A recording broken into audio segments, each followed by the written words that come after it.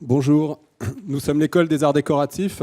Parce que nous sommes une école, nous sommes deux. Je suis Emmanuel Tiblou, le directeur de l'établissement. Et à ma gauche, il y a Yuri Apollo Drouz, qui est étudiant et doctorant à l'école. Parce que nous sommes une école, nous sommes deux. Pourquoi ? Parce qu'une école, c'est ce lieu tout à fait particulier où les générations actuelles dialoguent avec les générations futures sur fond de présence des générations anciennes. Il faut bien être au moins deux pour parler au nom d'un tel établissement. C'est en effet le seul lieu où l'ancien et le nouveau se confrontent et où le nouveau monde peut s'inventer, peut émerger dans le dialogue avec l'ancien monde. L'école que je représente, que nous représentons, c'est l'école des arts décoratifs. C'est une école qui a été créée en 1766, c'est-à-dire à ce moment précisément où s'invente ce qu'on appelle aujourd'hui la French Touch, c'est-à-dire ce talent si particulier, cet art si particulier qui fait l'identité de la France. L'école des arts décoratifs, elle est donc créée en 1766 et elle existe encore aujourd'hui. Et c'est l'école qui s'attache à former les inventeurs, les concepteurs de nos décors, de tous nos décors, puisque nous avons cette spécificité d'être une école à 360 degrés, d'être 10 écoles en une école, avec 10 secteurs qui couvrent les champs de l'art, des arts plastiques, de l'art contemporain, de tous les designs graphiques, textiles, objets, vêtements, et d'industries culturelles comme le cinéma d'animation ou encore la scénographie ou encore l'architecture. La liste de nos diplômés, de nos alumni est gigantesque. Elle va de Rodin et Matisse au premier temps jusqu'à aujourd'hui des gens comme le Pénélope Bagieux par exemple ou l'artiste Mohamed Bourouissa, et puis au milieu vous avez des gens comme le Jean-Paul Goude par exemple. L'école des arts décoratifs, c'est donc l'école qui forme les concepteurs de nos décors. Que faut-il entendre par décor ? Il ne faut pas entendre le superficiel, le contingent, ce dont on pourrait se passer. Il faut entendre au contraire tous nos environnements, tous nos milieux de vie, de travail, nos environnements visuels et matériels, analogiques et digitaux, naturels, artificiels, le imaginaire et le réel. Tout cela est construit. Même des environnements naturels sont construits. Notre école a vocation à former ces inventeurs de nos décors, c'est-à-dire des auteurs de formes, des auteurs d'images, des auteurs de récits qui vont configurer notre monde. C'est la raison pour laquelle il y a deux grandes valeurs au cœur de notre établissement. La première valeur, c'est l'inclusion, l'inclusivité, l'ouverture à la diversité. Vous comprenez bien en effet que nous ne pouvons laisser le soin d'inventer le monde de demain, d'inventer le décor de demain aux mains d'un seul groupe social. C'est pourquoi nous prêtons attention à ce qu'il y ait dans l'école autant d'importance accordée aux hommes qu'aux femmes.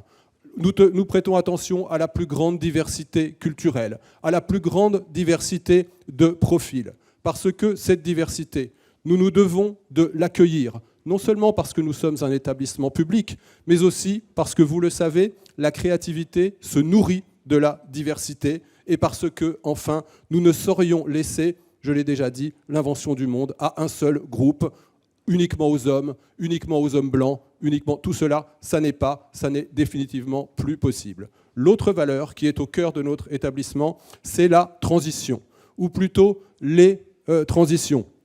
Transition numérique, évidemment, transition sociale, transition des territoires. Nous avons par exemple implanté une antenne en milieu rural qui est dédiée à ce que nous appelons le design des mondes ruraux. Il y a dans les zones rurales des enjeux considérables en termes de réinvention de nos usages, de réinvention de nos services. Le designer, c'est précisément cet acteur ou cette actrice qui va s'attacher à réinventer des dispositifs, à réinventer des systèmes, des objets, des interfaces, en mettant au premier plan cette figure, cet acteur ou cette actrice majeure qui est l'usager. C'est la raison pour laquelle, là où vous avez des questions d'usage, il faut mettre des designers. Et puis évidemment, transition écologique, dans le sens où nous sommes l'école qui forme les inventeurs de nos milieux de vie, c'est-à-dire que nous avons une relation extrêmement étroite à ces enjeux d'écologie, de diversité de nos environnements, de pensée du monde comme un écosystème, c'est-à-dire comme une série de relations et non pas des objets isolés. Et puis la transition écologique, nous la mettons au cœur de nos enseignements, également dans son sens le plus général, c'est-à-dire celui de la transition, de l'écologie environnementale. Comment faire attention à la planète, comment favoriser les circuits courts, comment développer aussi les cultures matérielles. Nous sommes très pauvres en savoir des matériaux. Nous sommes très très faibles quand il s'agit de qualifier, de nommer, de reconnaître des matériaux et de les reconnaître et de les qualifier, alors que nous sommes beaucoup plus habiles, par exemple, pour reconnaître des formes visuelles et pour en parler.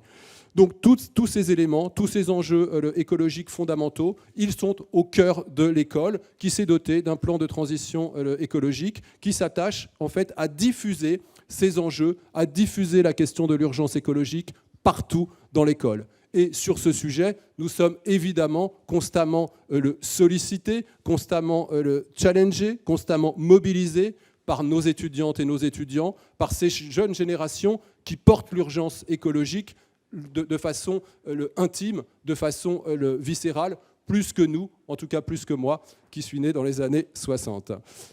C'est la raison pour laquelle je tenais absolument à ce qu'il y ait aussi un étudiant, le doctorant Yuri Apollo, qui, par son travail précisément, me semble être une des bonnes figures. Il y en avait plein d'autres.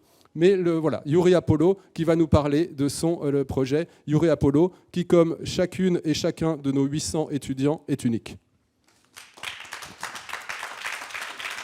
Oui.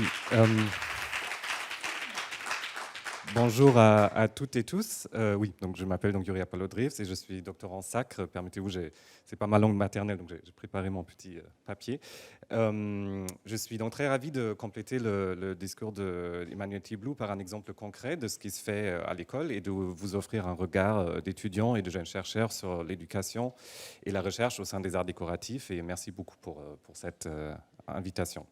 D'abord, quelques informations sur moi-même. Je viens de Berlin à l'origine, mais j'ai commencé mon parcours académique aux Pays-Bas et en Turquie dans un programme d'études culturelles. J'ai travaillé un petit peu dans le domaine des musées avant finalement de me tourner vers le textile et commencer une deuxième licence en design textile à l'école de Berlin-Weissensee. Et c'est aussi ici qu'est né mon projet No Cuts, No Seams, qui a comme but de produire des vêtements directement sur le métier à tisser, qui n'ont pas besoin d'être coupés ou cousus après le tissage et qui peuvent donc être portés directement dès qu'ils tombent du métier. Au lieu de concevoir des tissus rectangulaires, je les fabrique ainsi directement dans la forme du vêtement souhaité à la fin. Et cette démarche suit surtout une logique de design durable. Il faut notamment savoir que lorsqu'on découpe des patrons d'un petit tissu, on perd environ 15 à 20% de matière neuve, tout simplement parce qu'on découpe des formes non rectangulaires dans un tissu rectangulaire. Et cela génère donc d'importantes quantités de chute de matière neuve. Et No Cuts, No Seams veut donc offrir des alternatives, justement en se penchant sur la technique du tissage, pour offrir un tissage innovateur qui permet d'éviter la couture à la fin. Je me suis vite rendu compte que si je voulais vraiment changer quelque chose avec ce projet, il fallait quand même m'approcher d'un des grands nœuds de l'industrie textile et vestimentaire. Et donc Paris était un peu un choix évident.